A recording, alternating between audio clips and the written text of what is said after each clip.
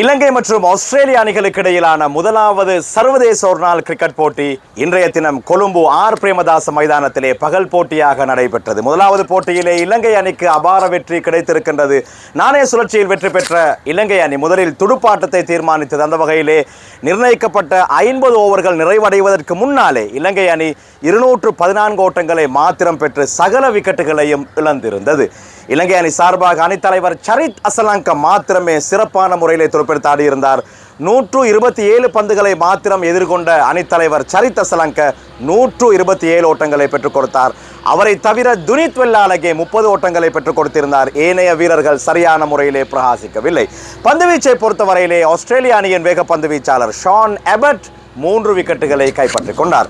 பதிலாட்டத்தை பொறுத்தவரையிலே ஆஸ்திரேலிய அணி ஆரம்பம் முதலே தடுமாறி இருந்தது. 2.5 வருடங்களுக்கு பின்னால் இலங்கை மண்ணிலே முதலாவது சர்வதேச ஒருநாள் போட்டியிலே விளையாடக்கூடிய ஆஸ்திரேலிய அணிக்கு ஆரம்பம் முதலே அதிர்ச்சி காத்திருந்தது.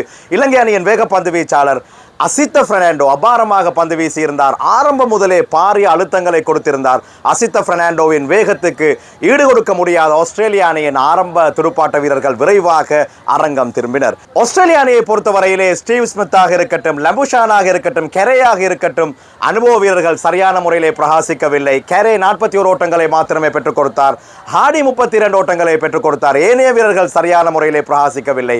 எனவே ஆஸ்திரேலிய அணி 165 ஓட்டங்களை மாத்திரமே பெற்று சகல விக்கெட்டுகளையும் இழந்திருந்தது. 49 ஓட்டங்களினால் இலங்கை அணிக்கு வெற்றி கிடைத்திருந்தது. மகேஷ் தீக்ஷண 4 விக்கெட்டுகளை கைப்பற்றிக் கொண்டார். துனித் வெல்லாலகே, அசித்த பெர்னாண்டோ ஆகியோர் தலா 2 விக்கெட்டுகளை கைப்பற்றிக் கொண்டனர். எனவே முதலாவது போட்டியிலே ஆஸ்திரேலிய அணி படுதோல்வி அடைந்திருக்கின்றது. போட்டியின் நாயகனாக சரித் அசலங்க தெரிவு செய்யப்பட்டார். இரு அணிகளுக்கும் இடையிலான 2வது சர்வதேச ஒருநாள் கிரிக்கெட் போட்டி நாளை மறுதினம் இதே மைதானத்தில் நடைபெறவிருக்கின்றது. அந்த போட்டியில் உங்கள் அனைவரையும் சந்திக்கும் வரை விடைபெற்றுக் கொள்கின்றேன். நன்றி.